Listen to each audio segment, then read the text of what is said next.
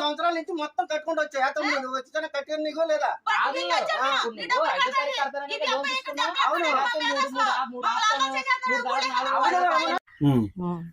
కార్లు వేసుకొస్తున్నారు.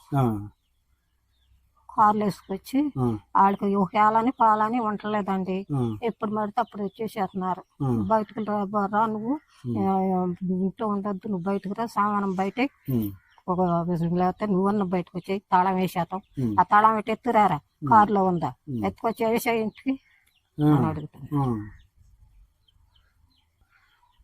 ఇంటి యజమాని ఉన్నారు, ఆమెతో కూడా ఒకసారి మాట్లాడదాం. ఒకసారి అమ్మా. నాగలక్ష్మి గారండి. కొంచెం గట్టి చెప్పమ్మా. నాగలక్ష్మి గారండి నా పేరు. ఏంటమ్మా ఇబ్బంది ఏంటి అసలు? మాకు ఇబ్బంది అండి, మహేంద్రపల్లిని తీసుకున్నామండి. తీసుకున్నాక మేము కరెక్ట్ గా కడుతున్నామండి. కడుతుండగా కొంచెం ఇబ్బంది వచ్చిందని మేము పొరుగురు వెళ్ళామండి. పొరుగురు వెళ్ళిన తర్వాత కూడా కట్టామండి. మేము కట్టినా సరే మీరు కట్టలేదు, పెండింగ్ పడిపోతుందా, ఏ నెలగా నెలగా మీ ఇంటికి బోర్డు వేసేస్తున్నాం, లాయర్ వచ్చేస్తున్నాడు అని ముసలమ్మని పద్దా బెదిరించేస్తున్నారండి. లాయర్లు దేనికి వస్తున్నారో నాకు తెలుస్తలేదండి. లాయర్ వచ్చేస్తున్నాడు, మాట్లాడుతున్నాడు, బొడ్డేసేస్తున్నాం, పెళ్లి రాసేసాం గోడ మీద, మీరు కడతారో లేదో ఏమంటే అంటున్నారండి. మేము ఫోన్ల ద్వారా కట్టేస్తున్నామండి. కట్టినా సరే అదిగో మళ్ళీ నెల వచ్చేసింది, 2 పెండింగ్లు ఉండేవి అంటున్నారండి. మేము పెండింగ్లు లేవండి. నా 7,000 రూపాయలు మెలాయించుకున్నారండి. పుస్తకంలో పండియండి. నా డోకరా డబ్బులు 5,000 పండియండి. 2 మార్కులు 7,000 పండియండి. అవి మేనేజ్ చేసుకున్నారండి. ఏంటంటే మాకు చెప్తలేదండి.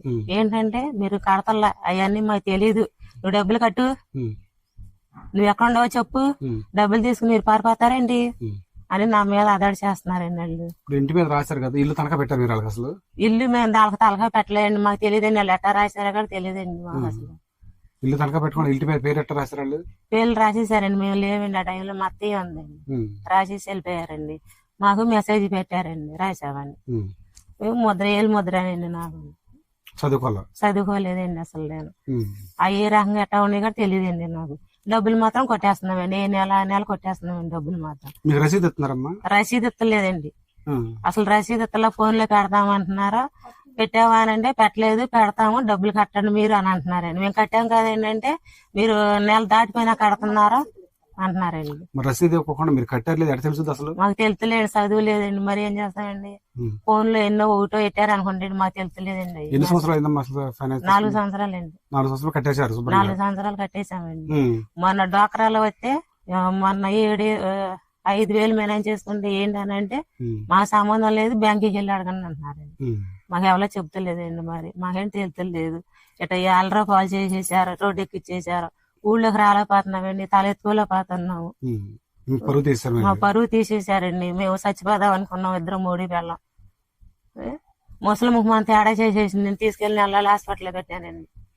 వాళ్ళు మూలని నేను ఆ పేర్లు ఎందుకు రాశారని అడిగితే మీరు కడుతున్నారండి వాయ్ అంటున్నాడండి.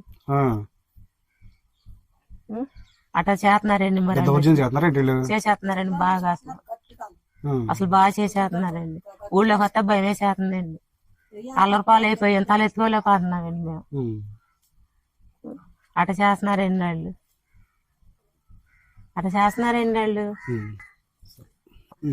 నాకేం దడ వచ్చేసేస్తుందా, 2 రోజులు ప్రాణం బాగుంటుంది, హాస్పిటల్కి వెళ్ళిపోవాల్సి వస్తుందా.